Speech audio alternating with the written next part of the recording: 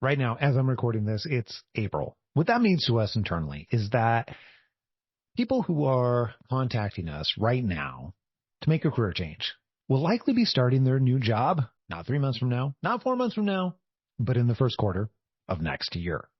That comes as a shock to many people. The average timeline of an intentional career change, well, it's often a big surprise. So we decided to put all the information into one bonus episode and break down the anatomy of an intentional career change over a 12-month period. But first, let's talk about what I mean when I say intentional career change. This type of career change is where we're optimizing for life fulfillment, inclusive of work. This is not just finding out what's wrong with our current situation and then honing in on that one thing and then finding a new job that has that problem. And here's what I mean by that. This is the way that most people think about career change. Most people think, I just need to go figure out the right type of job or occupation, or, my boss isn't great, so I need a place with better leadership, and that's going to solve all the problems. Or it's just the organization. This organization is not a new fit, so I just need to find a new company and do the same job. Or maybe I just need to find more knowledge on this, and so I will enjoy my job more. Let me go get some training on this, and then, of course, I'll be happier. If you've listened to more than one episode of Happen to Your Career, you might already know that this, as it turns out, is the furthest thing from the truth. When we're talking about intentional career change, it's never just one thing. One thing different is never the answer. The tricky thing is here, we're wired as humans to think that one thing is going to be the answer. And if you try all of the one things, eventually you'll get to the right answer. We're very good as human beings at diagnosing simple problems. We're pretty terrible at diagnosing what are called complex problems, where there are many, many variables and many, many things that need to be different. And career change, especially intentional career change, solving for that, that's a complex problem. You have to isolate many different variables and make decisions about how each and every one of them are going to impact you. Okay, so this can be quite challenging, as you might imagine, especially where most people are thinking about like, oh my goodness, how on earth am I going to narrow down this anyway, even when we're thinking about just the one thing that's different. This means it requires a much different, much better way to approach career change that is not identify the occupation and then transition to that occupation and then do all the job searching stuff. Instead, a far better way to approach it is recognizing there are all of these different variables. And the really wonderful thing is that all of these pieces that we need to figure out, well, it turns out that we actually have pretty great data and research for not all, but many of these. 50 years ago, 100 years ago, not really the case. But now, in today's day and age, we actually have a lot of the research to support what it is that creates more fulfilling work more frequently. Now, here's another thing that people don't think about. Even when we figure out all those pieces, even when we write it down on paper on purpose, we're likely going to get pieces of it wrong the first time around. Our best guess is still not going to be entirely accurate. So we actually need to build that into the process. What we found is that every single person who makes an intentional career change successfully goes through the same milestones. They do it in different ways. There's different tactics. There's different approaches, but everybody actually still walks through the same milestones over and over again. 4 milestones in particular that relate to intentional career change. And then what we call milestone 5 and 6, well, those help people continue to refine and pivot what work and intentional work looks like for the rest of their life. Today, we're going to cover each of those milestones with a particular focus on the first 4 that relate to this intentional career change. And by the way, if you've already read Happen to Your Career, an unconventional approach to career change and meaningful work, we do actually cover these milestones in there. So be sure to check that out if you want to learn even more about these. But the thing that we don't cover in the book, and the reason these milestones are so important, is that career change is a very nonlinear process, and we don't necessarily cover the timelines that are associated with this very squiggly line, 2 steps forward, 1 step back type of set of events that happens. The milestones turn this process, this squiggly line process, into something that feels a bit more linear. It gives us the ability to understand more about what's likely to happen along the way, and we can get behind it as humans because it aligns more with how our brains actually work. So you're probably thinking, okay, we talked about timelines. How long will an intentional career change actually take for me? The reality is there's no source out there that we have been able to find that fully represents how long an intentional career change takes for the average person. My observations are that most people in this world never they just don't ever make an intentional career change. They don't take control of their lives. They move forward from what comes to them and they respond to what comes for them. They get a job offer. They say, should I take this or not? Instead of the other way around, saying, hey, here's the life that I want to live. Here's the life that I want to build. Here's the work that supports that life. And instead, I want to figure out how I can do that in the real world. Most humans on the planet will never accomplish this. And the ones that do, my personal observation and experience is that it often takes years. For me, personally, it took actually 7 years. What we're going to do in this episode is we're going to use a different set of data. I want to help you understand what we see, which we do actually have a lot of wonderful data from the last 10, 11 years or so about our clients and how they move through these milestones. So I'll help give you frames of reference, but I want you to recognize that if you don't have help and you're trying to go this alone, what we've seen is often that it takes years. If you do have help, then it can take it down to a number of months. And we're going to talk about what a transition looks like over specifically a year time frame. So our clients are people who are set on making that intentional career change that we mentioned earlier. And it's important enough to get some type of help to invest in living more intentionally. Just assume that if you don't have help with this, it's probably going to take longer than all these timeframes that we talk about here. So let's really quickly outline the milestones in the process. Milestone 1 is setting the stage for your career change. We'll come back to this here in just a moment. Milestone 2 is where you begin profiling your ideal career, creating a hypothesis of or an educated guess of what you believe ideal looks like for you. Milestone 3 is experimentation, where we validate and get some road signs that we're heading in the right direction. Milestone 4 is where you take everything that you've learned and we build a plan in order to make it happen. A lot of people would refer to this as the job search stage, and that's where many people are most familiar. They're less familiar with the first 3 that actually allow you to make an intentional career change and intentional choices once you get to that job search or more tactical type of stage. Okay, milestone 5, I mentioned that. This usually comes after intentional career change. Milestone 5 is learning to thrive in work that fits. Milestone 6 is evolving in your ideal career. Now, a lot of the times, this becomes a cycle as you pivot, evolve, and learn what creates a great fit for you. So we're going to go over each one of these in a little bit more detail, and I'm going to help you understand what it takes to move through each of these milestones on average for what we see for our particular clients over and over and over and over again. Remember, I mentioned milestone 1. Milestone 1 usually takes around 1 month on average, give or take. So milestone 1 is all about setting yourself up for success or setting the stage for your intentional career change. During this milestone, you identify your purpose for change. You set your life and circumstances up to make your career change a priority. You begin doing things like building your support team or creating extra time and bandwidth to be able to focus on this thing that temporarily in your life is more important in order to make everything else possible. It also involves identifying the obstacles proactively that might slow you down and creating a plan to address those obstacles.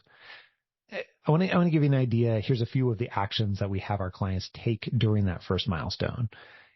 for us, when we're working with them, we onboard them into this process to think about career change differently and spend a small amount of time up front doing the work that allows everything else to happen. So, they're going through and they are, doing everything from, since they have our help, they're, choosing their coach. They're completing a coach selection call. They're having a kickoff session with their coach. They're during that kickoff conversation, their coach is clarifying on paper on purpose what specifically the goal is so that we have a great understanding and even better understanding of what we're heading towards and what are the elements that we need to consider beforehand. So another example of that is we're going through and we're building a plan for inevitable success, or what we call a plan for when it gets hard. And we're thinking through in advance, how are we going to handle it when it goes wrong? What do we need to change now? For example, like what do we need to change in terms of our life and expectations from other people temporarily so that we can, for a short time, focus on making this life change? So this milestone really is all about setting up your life so you're able to commit to this life-altering journey that you're about to embark on. I mentioned it takes 1 month on average. So for example, if you started today, then you'd be working through milestone 1 month from now. You'd finish working through it, working approximately 1 month from now. I'm recording this in April, so that would mean in May. Okay. Milestone 2.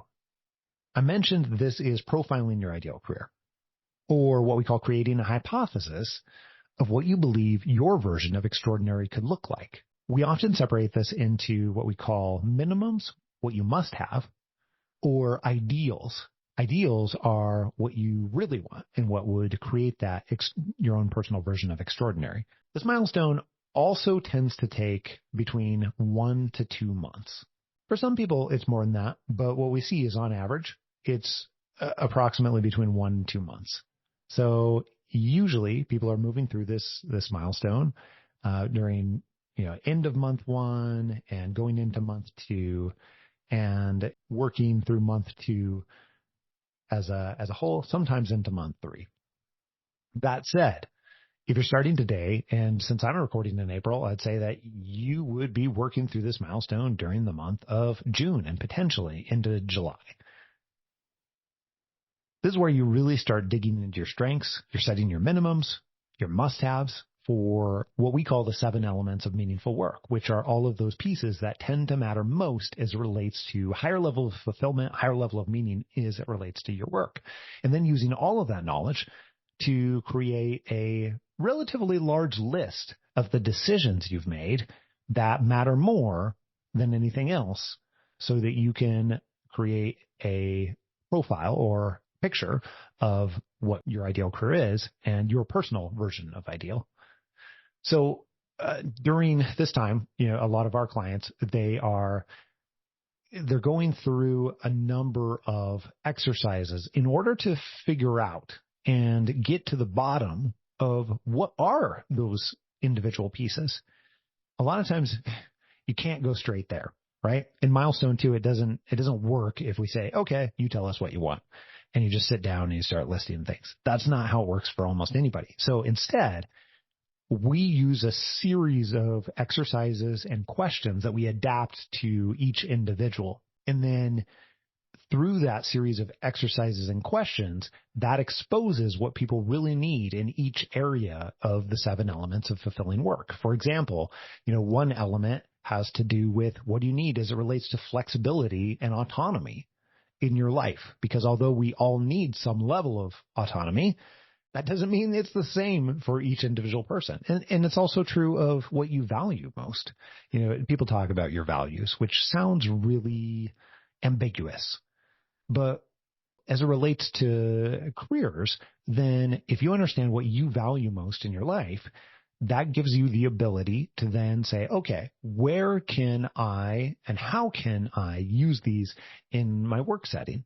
Ranging from what organizations and the people of those organizations, how do we have shared values, or how am I not getting into a situation that conflicts with those values because that feels terrible?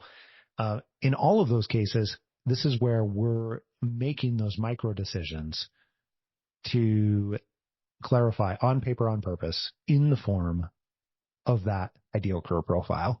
Milestone 3, experimentation. This involves validating your new direction before you do the work.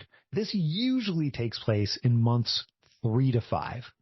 If we're looking at a year timeline here, not a year timeline to transition, but a year timeline in terms of like what happens over the course of a year for somebody that we're working with.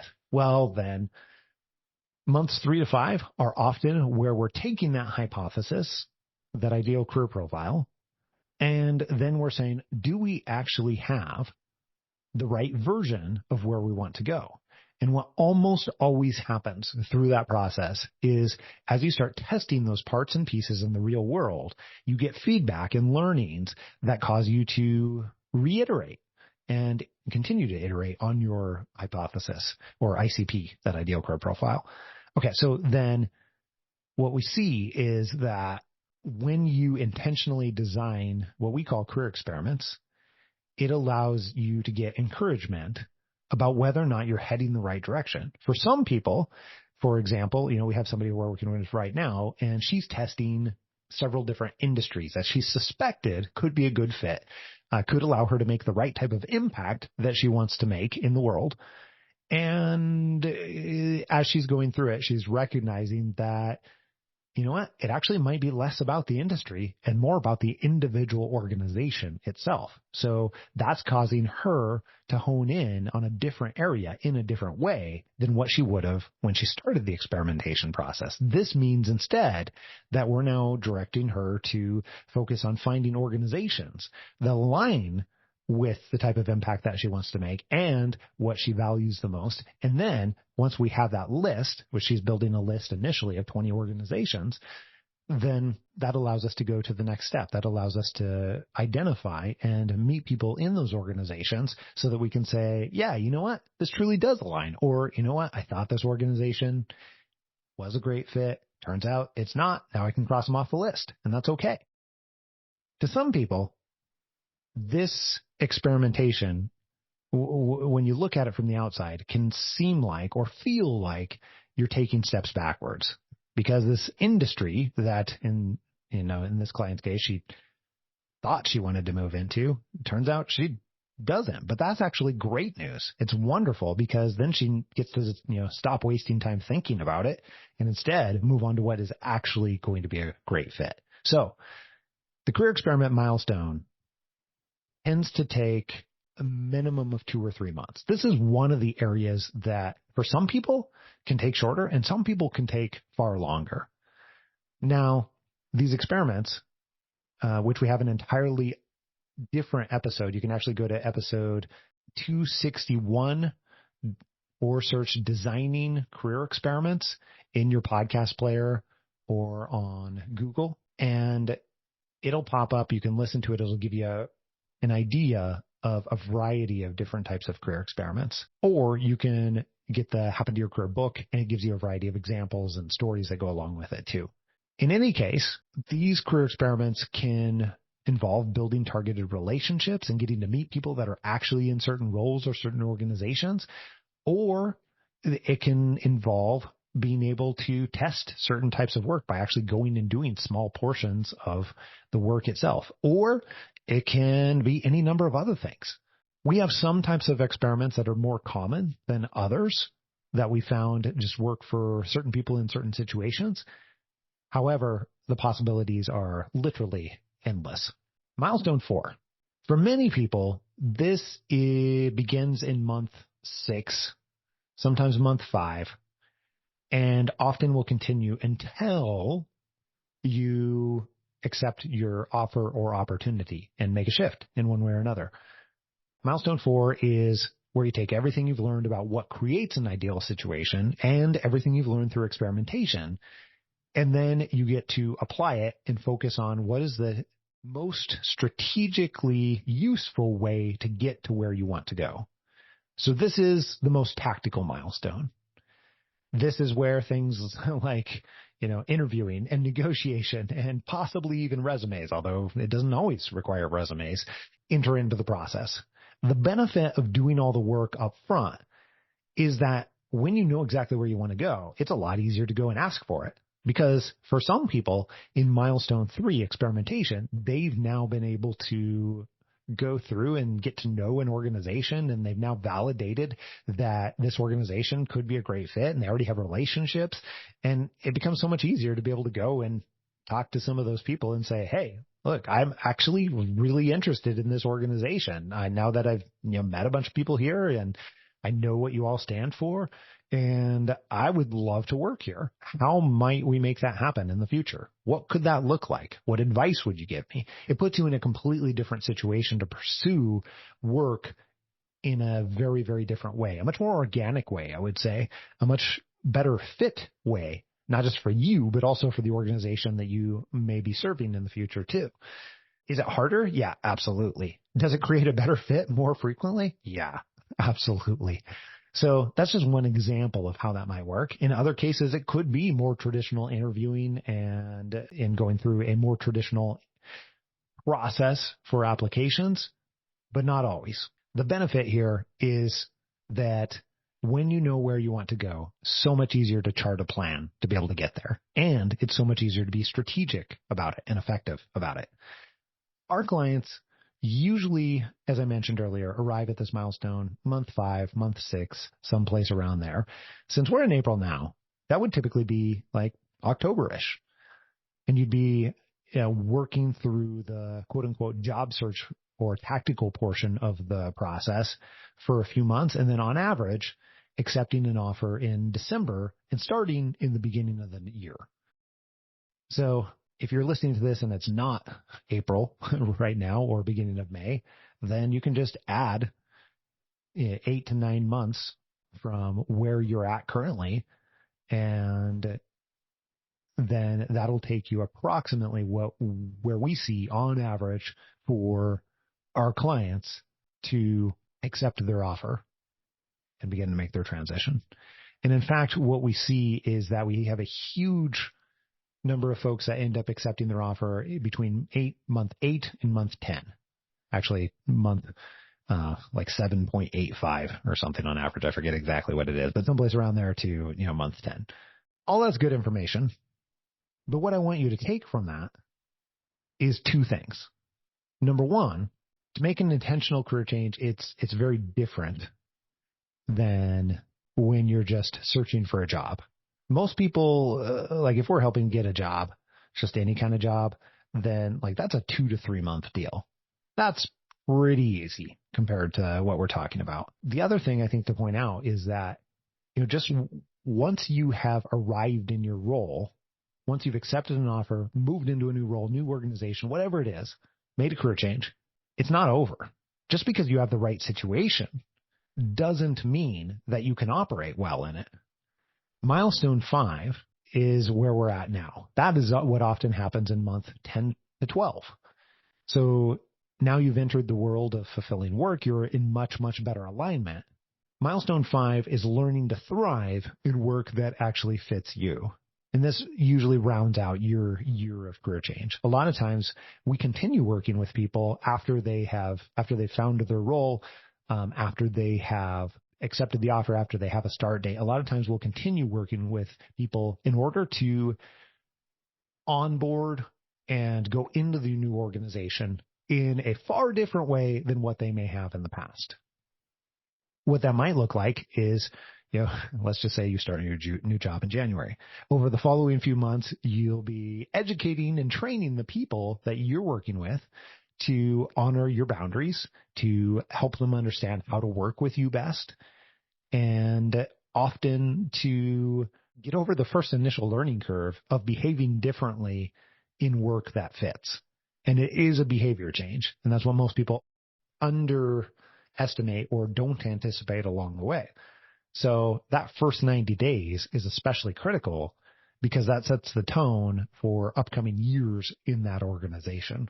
It also, sets your earnings rate as well, because a lot of times there's opportunity to go into that new organization or even in negotiation to be able to pre-negotiate how your earnings may transpire over the course of the upcoming, 4, 5, 6 months, or even, a couple of years beyond that.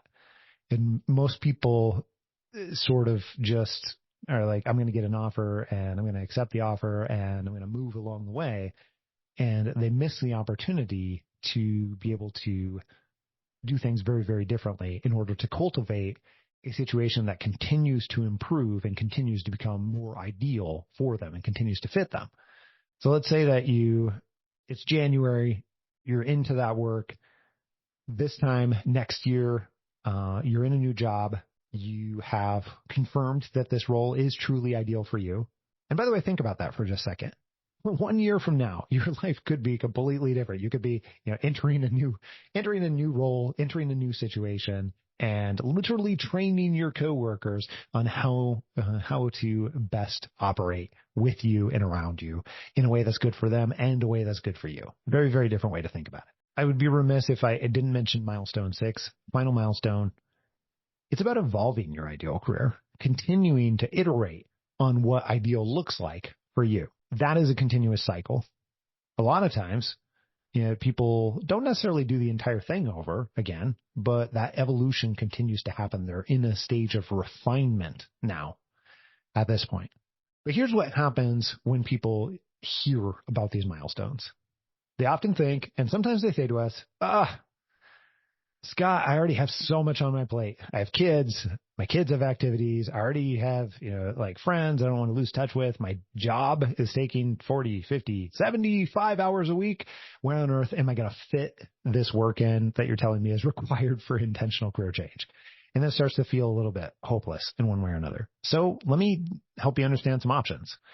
I think option 1, this is always an option. You could hear all that and you could say, you know what, I'm just going to continue settling for the rest of my life. I know this should be a priority for me, but I'm just actually not going to do anything about it. And I'm just never going to do it. And it doesn't sound like that great of a thing for me, or it's not worth it.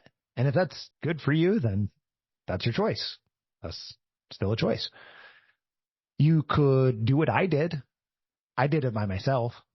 I painstakingly moved through figuring out how to make an intentional set of career changes.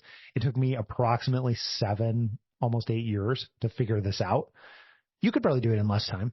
Maybe it takes you, instead of 7 years, maybe it takes you, 4 years or 5 years, something like that. That's a possibility. You can go it alone. You could get help with it. Obviously that's what we do as an organization. That's one of the reasons that we produce podcasts, is in order to provide that help in a variety of different ways and provide how to think differently about these sort of things. Part of getting help would reduce down that time. What we see is that when you get help, these numbers are what we just talked about in this episode on average. Does it fluctuate? Is it different for each individual? Yeah, absolutely. But that 8 to 10 month period of time is what we see for our clients who are getting help and going through the process of identifying on paper, on purpose, what an intentional career change could look like and making that happen in the real world. Those are the average time frames. What I don't want you to do is I don't want you to lock yourself into that. I do think it's important to recognize what the averages are. But for some people, that can be longer. And for some people, that can be shorter. I think the important part out of it is there's not one magical situation where one day you're going to be able to all of a sudden fit all of this work that you perceive in. It is a lot of work. You've heard that on the podcast. In order to do anything intentionally, that's why most of the world is on autopilot as it relates to their career and just accepting what is coming in front of them. But also, everybody has different challenges. Everybody's challenges are different. And the reality is that we all have different challenges around bandwidth and time and other things. So you just have to make the decision to move forward imperfectly. And however long it takes is how long it takes. If it only takes you 4 months or 5 months, that's great. But if it takes you a year or even 2 years, so far we haven't encountered anybody that's like, oh yeah, I wish I didn't take 2 years on it. I wish that I didn't ever, proceed forward. Instead, what people often say, real people, you've heard them on our podcast, they say, you know what, this was way harder. It took longer than what I thought. And also it was totally worth it. My only regret is that I didn't actually start sooner, or that I didn't, encounter this more intentional way of living until, later in life. So that's the thing I want to leave you with. If you're considering a career change, and you want to have an accepted offer before the end of the year or early next year, that means you need to start right now, imperfectly. Even when you don't have the perfect amount of time, even when you don't have it all worked out, making progress is way more important than getting it all figured out. The last thing I'd leave you with is, if you want help in this, there's a variety of ways that we can help. Certainly some of the podcast episodes that I mentioned here and the resources that I mentioned here, definitely you can go to the show notes and take a look at those and click on the past episodes, and certainly you can listen to those. If you want help making this change, we actually only have 18 spots left for the month of May and 22 for June. These tend to fill up pretty quickly with people wanting to make a change before the end of the year. So if that's something you believe that you're interested in, I would say reach out to us sooner rather than later. You can email me directly, scott@happenedyourcareer.com, and put conversation in the subject line, and we'll figure out the very best way that we can support you. Or you can go click the link in the show notes. That is happenedyourcareer.com/schedule. Any other way we can help? Don't hesitate to email and ask.